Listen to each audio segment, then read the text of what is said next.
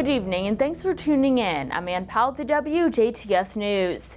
Indiana State Police arrested a Mitchell woman this week for possession of child pornography. 28-year-old Leslie Nicole Winkler was arrested on an active warrant in Bloomington on Wednesday. Police began investigating the woman on August 24th after executing a search warrant at Winkler's home. It was at that time that her husband, 26-year-old Brennan Winkler, was also arrested for child exploitation and possession of child pornography, possession of methamphetamine, and possession of paraphernalia. Leslie Nicole Winkler was transported to the Lawrence County Jail on Wednesday on 5 felony counts of possession of child pornography and 1 count of false informing. Some Lagodi residents are under a boil order until further notice. The City of Lagodi Waterworks Department is repairing a water main break on East Washington Street. All Lagodi customers on East Washington Street are under a precautionary boil order. Immediately after water pressure has been restored, you should run cold water from the sink and tub until clear water flows from the faucet. Boil drinking water for at least 5 minutes before consuming. It is also recommended that water be boiled for consumption, cooking, and oral hygiene for 5 minutes. However, it is not necessary to boil water for any other uses. Results of the water samples and lifting of the boil order will be posted on local media outlets and on Facebook. Indiana is facing the latest wave of COVID-19 with 5,240 new cases reported today around the state and 50 new deaths. To date, there have been a total of 894,516 cases for COVID-19 and a total of 14,308 deaths reported in the state, with 451 additional deaths ruled as probably associated with COVID-19. There have also been 106 confirmed cases of multi-system inflammatory syndrome in children. As of right now, only 53.7% of Hoosiers are fully vaccinated. 99.42% of Indiana's COVID numbers are those who are unvaccinated, and for those who are vaccinated, only 0.580% have experienced a breakthrough case of COVID-19. Du Bois County saw 68 new cases, with 1 additional death reported today by the Indiana State Department of Health, and with a 7-day positivity rate of 12.7% amongst all tested and 23.8% amongst unique individuals. To date, there have been a total of 7,318 cases for Du Bois County, and 122 county residents have died from the virus. As of right now, there are only 56.8% of the county that is fully vaccinated. For the surrounding counties, Spencer has 24 new cases with 50.1% of its population vaccinated. Davies County saw 52 new cases today, with 35.7% of its population vaccinated. Martin had 15 new cases, with 39.4% of its population vaccinated. Lawrence County saw 39 new cases today, with 1 new death, with a 47.5% of its population vaccinated. Orange has 14 new cases, with 1 additional death, and 47.7% of its population vaccinated. Pike has 44 new cases, with 41.4% of its population vaccinated. Crawford County saw 12 new cases today, with 44.8% of its population vaccinated. Perry County had 17 new cases, with 1 additional death, with 56.4% of its population vaccinated. And finally, Warwick County has 92 new cases, with 63% of its population vaccinated. There are 38% of ICU beds for Indiana District 10 that are in use for COVID-19 alone.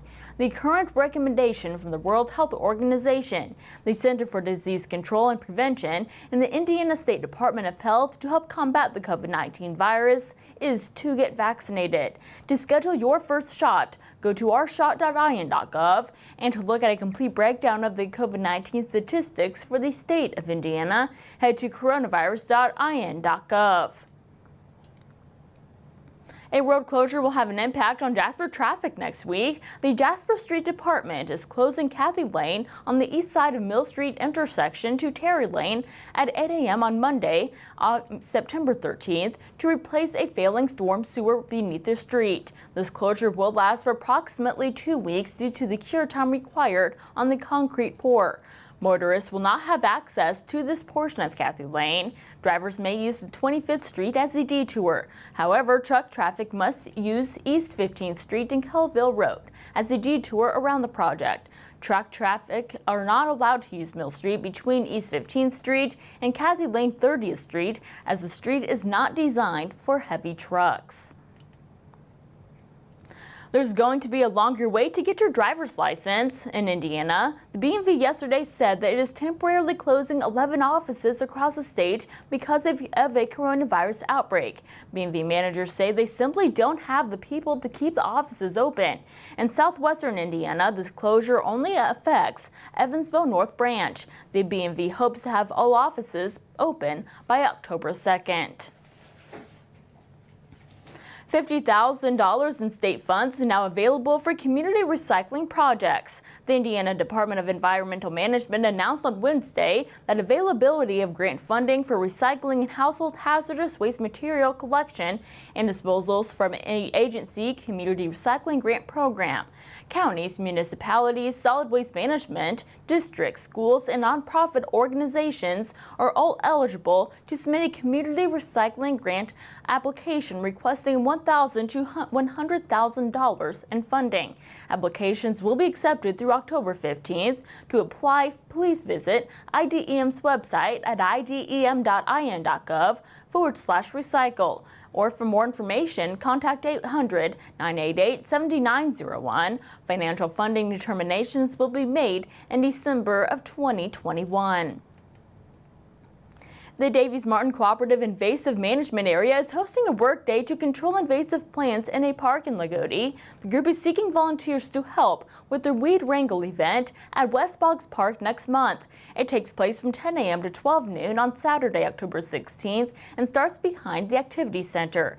Attendees should come prepared with sturdy shoes and work gloves. Water and snacks will both be provided.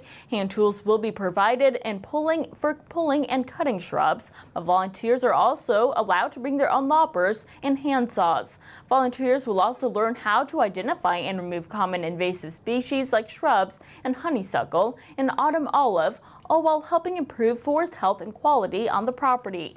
If you have any questions, contact Emily Finch at 812-482-1171, extension 3. The death of a loved one, a child leaving home, overwhelming changes in one's personal life, each can cause profound grief and suffering. To offer reassurance and comfort, Memorial Hospital and Healthcare Center has developed a free support program called Grief Support Series. In this program, participants will learn that grief is normal, examine the various emotions of grief, be encouraged on how to face the pain, and find ways on how to make healthy emotional withdrawal from the loss. Conducting the sessions will be Teresa O'Brien, hospital chaplain, and Tom Holsworth, a clinical psychologist who has served as co-facilitator of the program since it was created in 1991. This 5-week program begins on September 28th and will continue to October 26th. Programs will be held at 6:30 p.m. in Memorial Hospital and Healthcare Center's chapel. This program is free and space is limited. Pre-registration is necessary and can be made by calling 812-996-0219. The state of Indiana included nearly $2 billion for teacher raises in the new state budget. Now teachers in Evansville want their share. Teachers came to a board meeting this week to push for more money in their contract. Central High School teacher Joe Allen says he mows lawns to make extra money. He pressed the school board to raise their pay for all teachers. Indiana's new budget comes with the goal of raising the starting pay for teachers to $40,000 a year and raising the average pay for teachers up to $60,000 a year. It's not the winter forecast most people in Indiana were hoping to hear. The Old Farmer's Almanac says Indiana is in line for a long, cold, snowy winter. The Almanac says that much of the Midwest will see a cold winter, and those in Indiana and Ohio will see a lot of snow. The Almanac's writers say they are right about the weather nearly 80% of the time. And stay tuned, weekly forecasts and sports with Kurt Guxel are still to come on the WJTS News.